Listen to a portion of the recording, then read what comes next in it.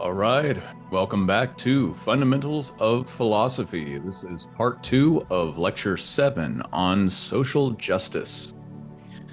So, in part 1, we looked at Plato's noble lie, Hobbes's social contract, and Rawls's original position. Together, these three founding myths give us a template for our modern conception of society. Plato naturalizes class hierarchies, Hobbes justifies state authority, and Rawls conceives of justice as a dehistoricized process of resource redistribution. So long as we're fair about how we divvy up goods, then excessive state power isn't a concern.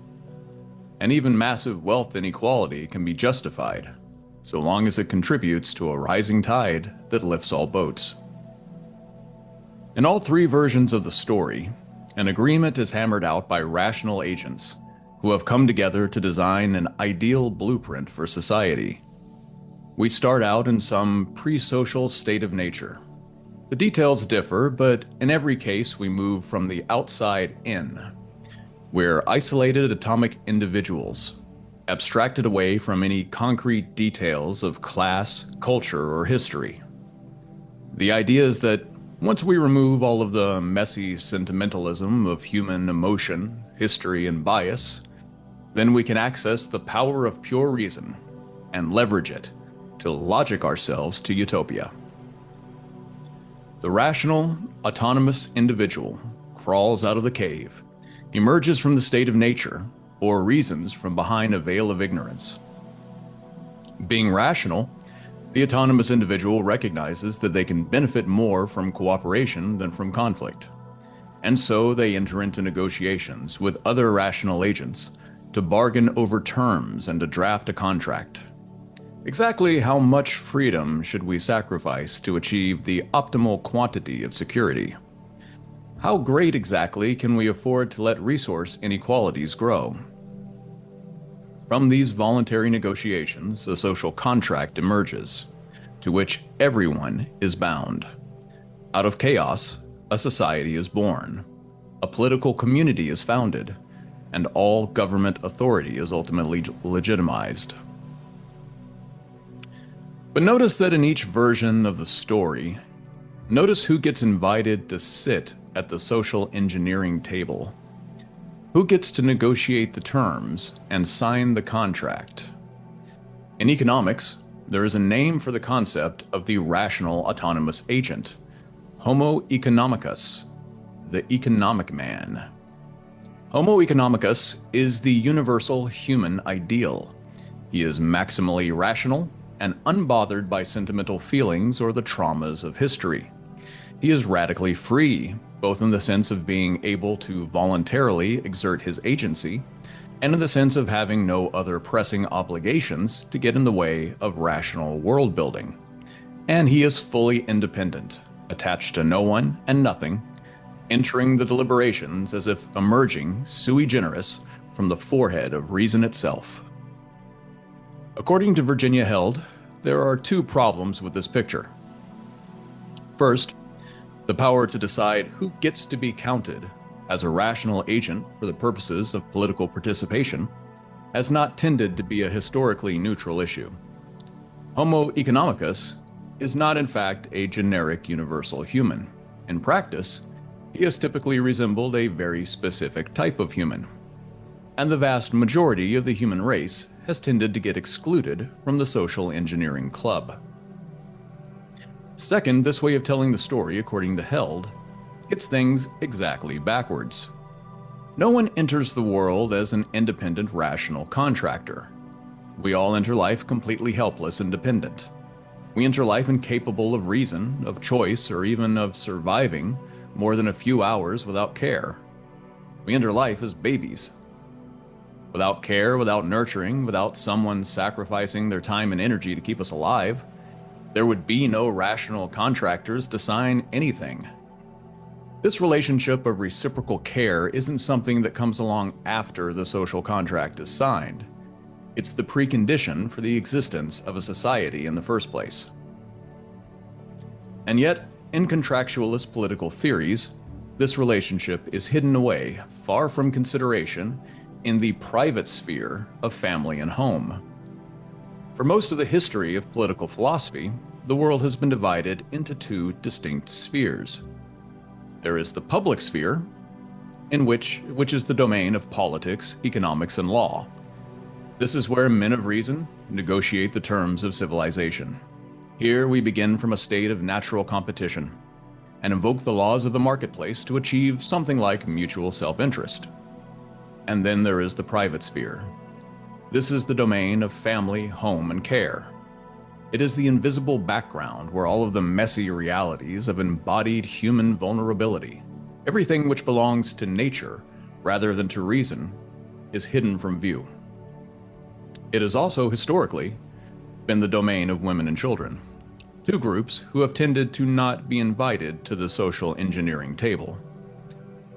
The private is both politically invisible and politically off limits. The social contract ends at the front door. Once inside his castle, homo economicus gets to be king. The rational autonomous agent is not universal in the sense of being representative, but he has typically been understood to be the universal standard of a political subject. And to be a political subject is to be a person, and personhood is a political category. Personhood has also tended historically to be a very fluid category. Who is considered a person, that is, who is considered to be a rational agent capable of self-determination, has evolved considerably over time. As Held notes, the denial of full personhood to women has often been framed in terms that possess a dual meaning.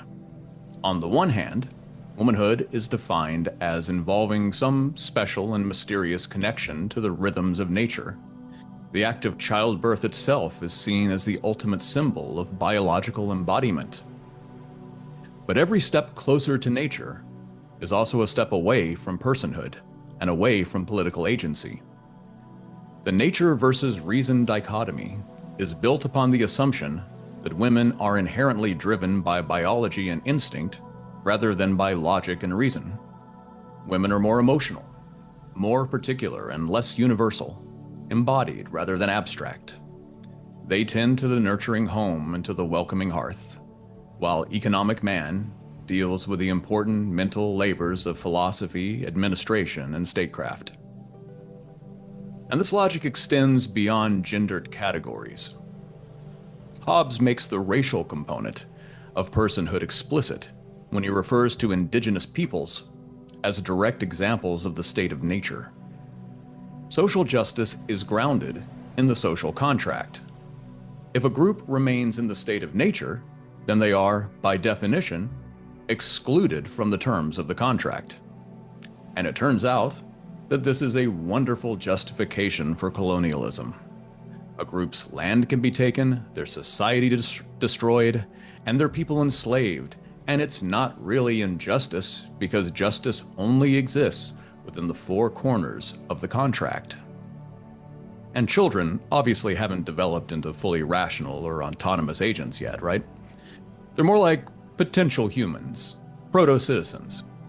One day, they'll add their signatures to the social contract, but until then, they exist somewhere between parental property and useful symbols for political propaganda. And if the children are born into one of Plato's bronze working class families, then, when they grow up, they will get to perform the essential labor that makes the work of administration and statecraft possible. They will grow the food that feeds the philosopher kings. They will build the houses that protect us from the state of nature. The working class performs the essential labor that frees up the calendar of Homo economicus. They keep the machine running in the background, while the important people make all the important decisions. Administration and statecraft require a lot of meetings, a lot of conferences, and a lot of dinners with donors.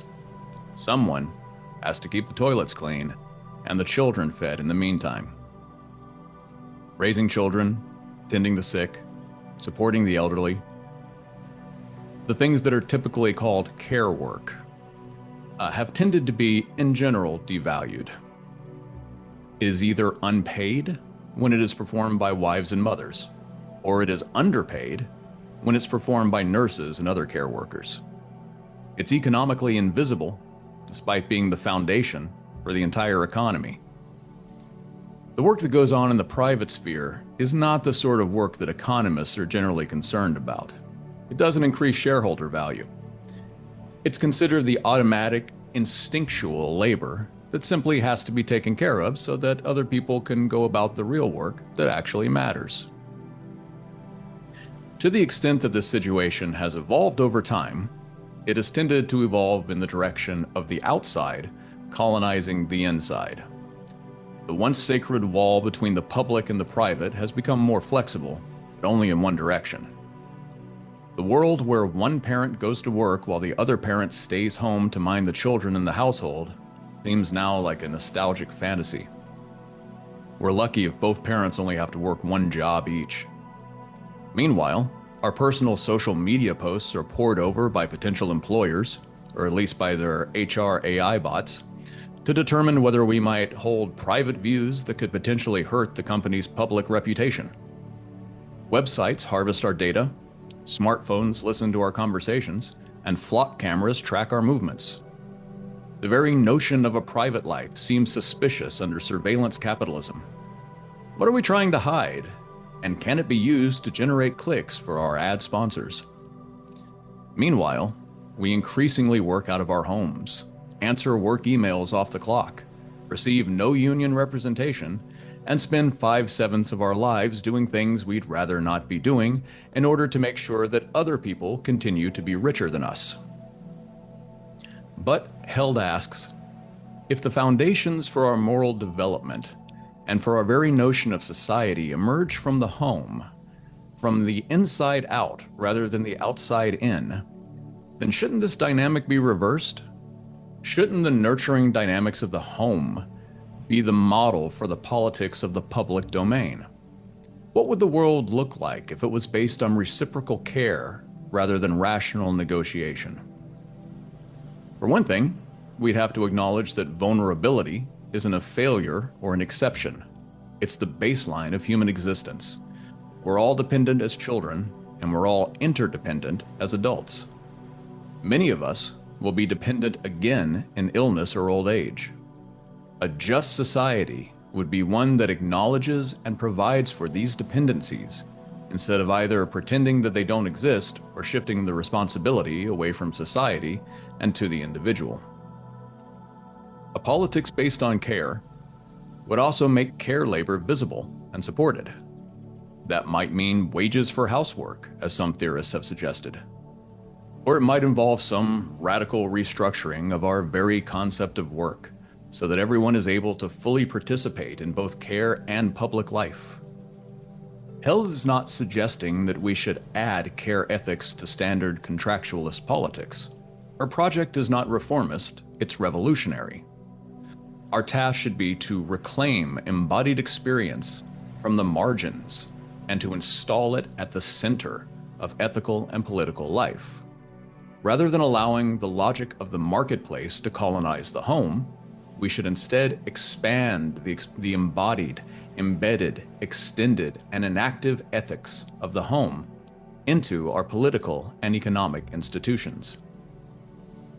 Care is not the application of pre-existing principles, but a dynamic engagement that generates meaning through action, an ongoing process of intra-relational co-creation.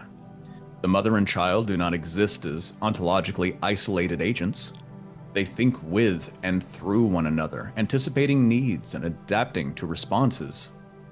A relationship that exceeds bodily boundaries, coexisting in the relational spaces between.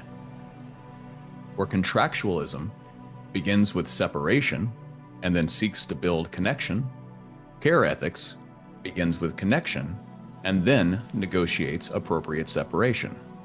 Society's aim in such a system should not be securing non-interference, but ensuring active support for human flourishing. Power should be reconceived not as domination over others, but as the capacity to empower others. And yet, even outside of contractualist theories, Held's version of care ethics faces critical challenges.